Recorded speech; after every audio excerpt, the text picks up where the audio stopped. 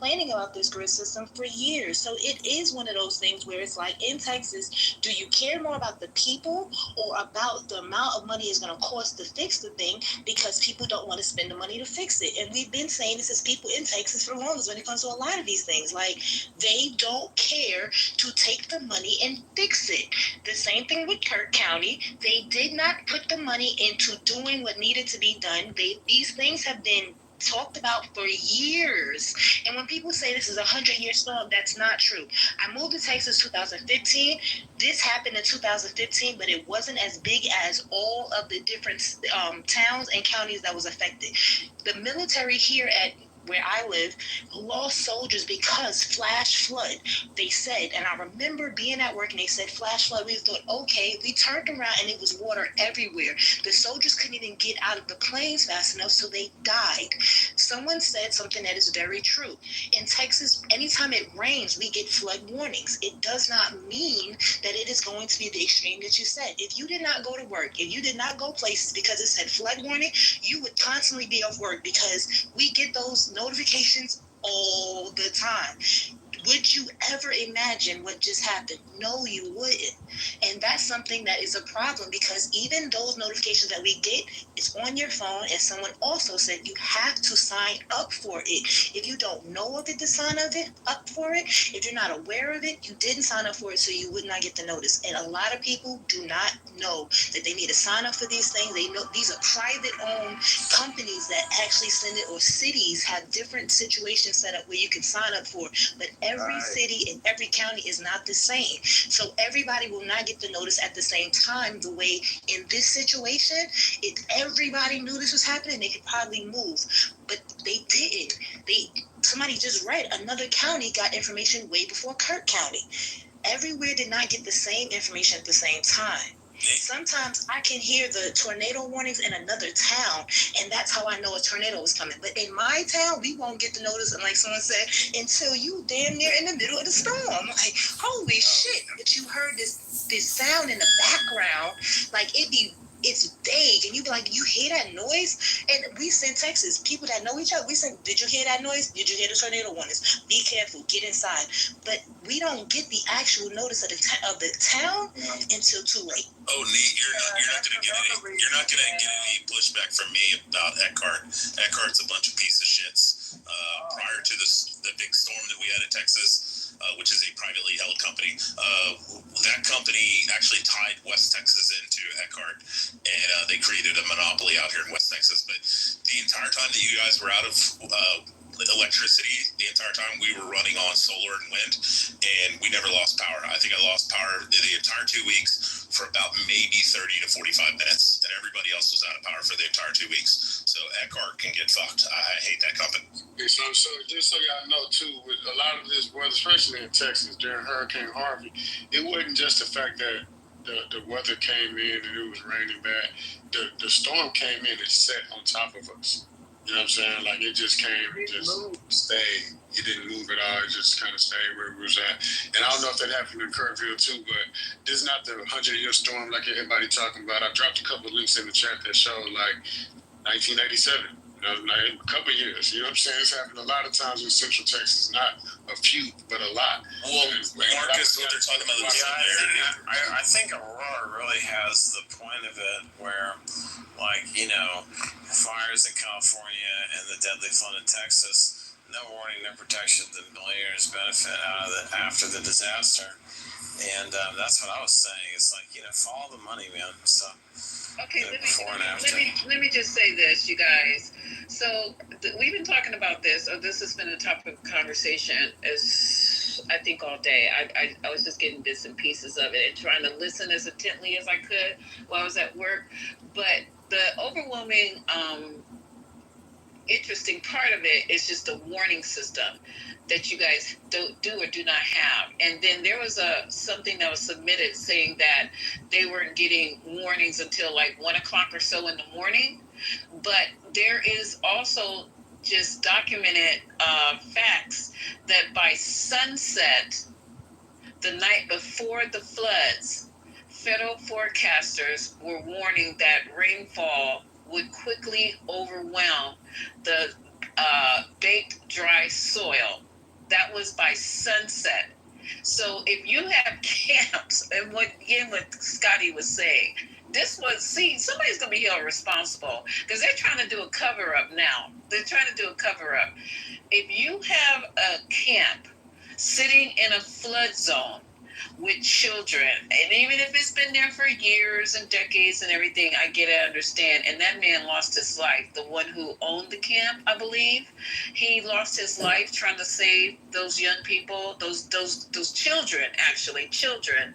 He lost his life. But it said by sunset. Now I don't know who was responsible, because I'm hearing now that you can't get cell service there. That sounds very dangerous.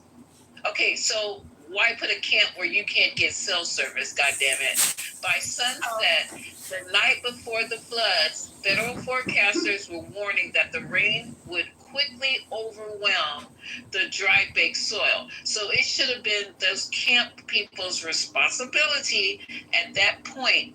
All the other people who are along the bank, you solo. Somebody said that they had really gifted campers there. I think it was Trent. Survivalist people. They need to get out. Marshall said that. Okay, Marshall. I apologize, Trent. Marshall said that. So there should have been some type of way that these people, if this is a campground, don't they have camp like the Rangers or some shit? This is just a wild. The funding was cut for Rangers. So the remember they were talking about a lot of these parks don't have. This is crazy. Remember that they've been talking about a lot of these parks don't have the necessary personnel to maintain the park. So yeah. There. Patty, this shit is crazy because while you guys are talking, I'm just reading article after article. So it's just saying that, they're pointing fingers now. There's a cover-up getting ready to be had.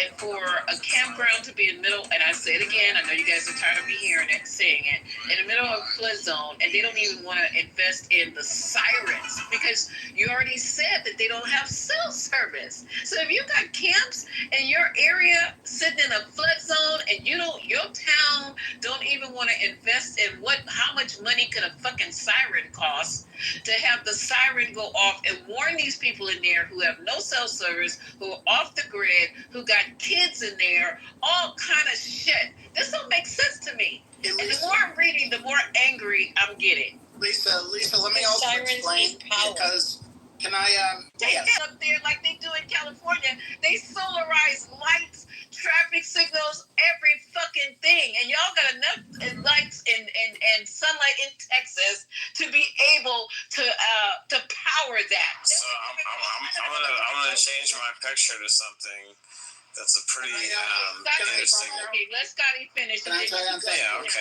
I'm really starting to get pissed. Just Lisa, before the age of cell phones, but even during the age of cell phones, I've been at various campsites upstate New York where there's absolutely no signal. I was actually at one a couple of weeks ago, but every single camp has a person who is there at least 24 hours a day, or people with a whole hardwired system connected to the weather service, connected to the government, anything like that. Just in the old days, every single camp should have that. There's no question about it. They probably did. I don't know. But maybe the information wasn't getting to them accurately from whoever. I'm speculating.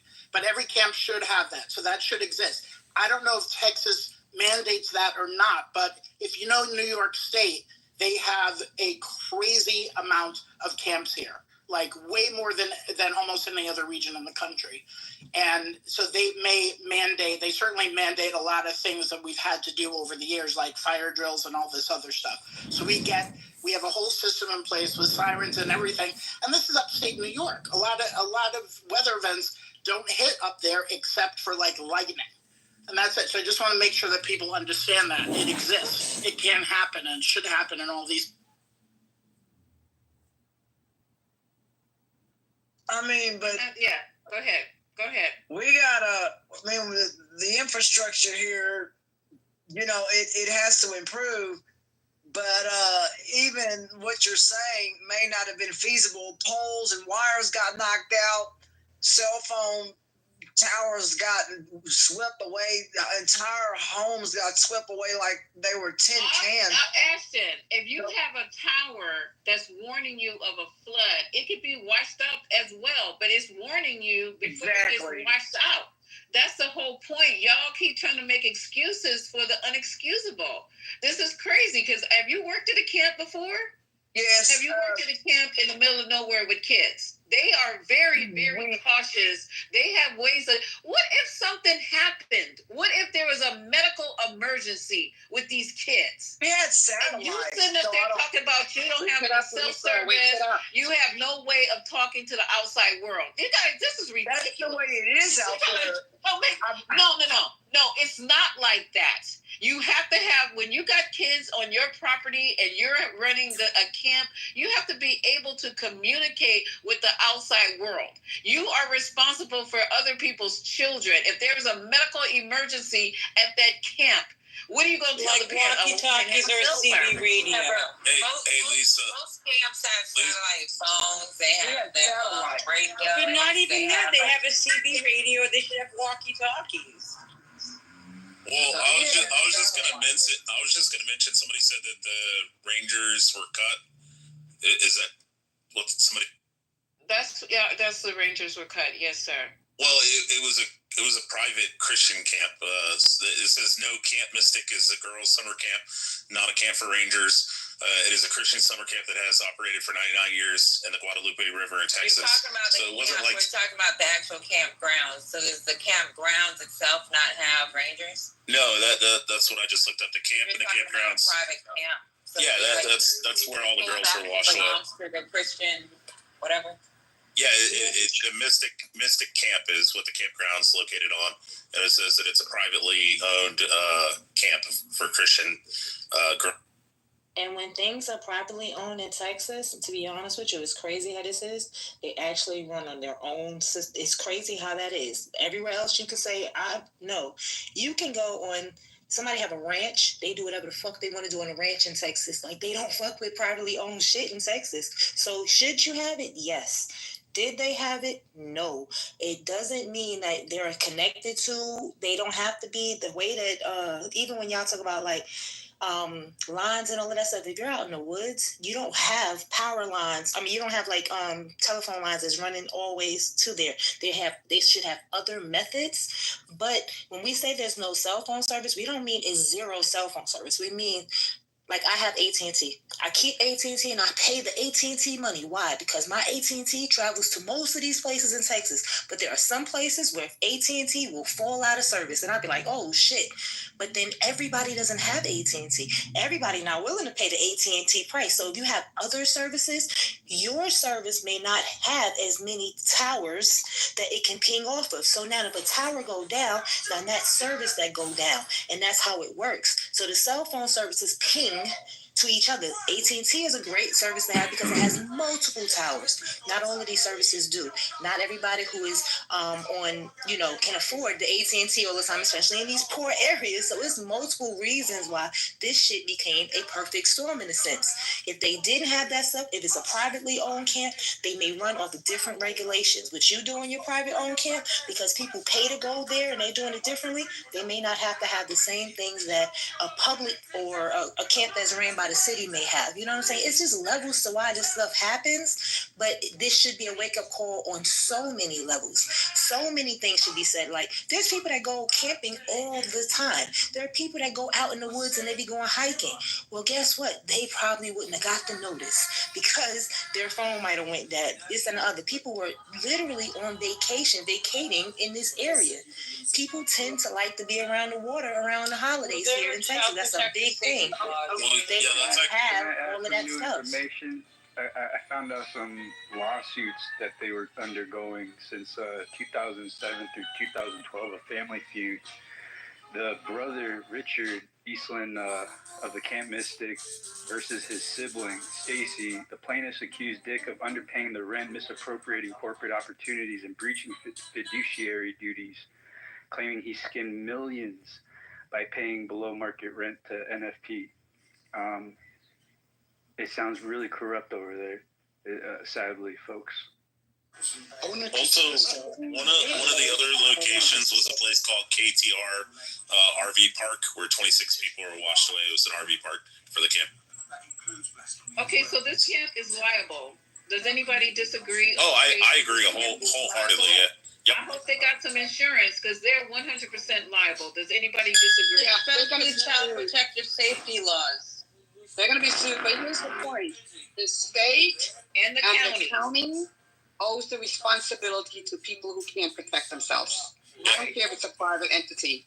Okay, children cannot speak for themselves. They cannot get up and drive cars. They don't have freedom of movement. It's limited.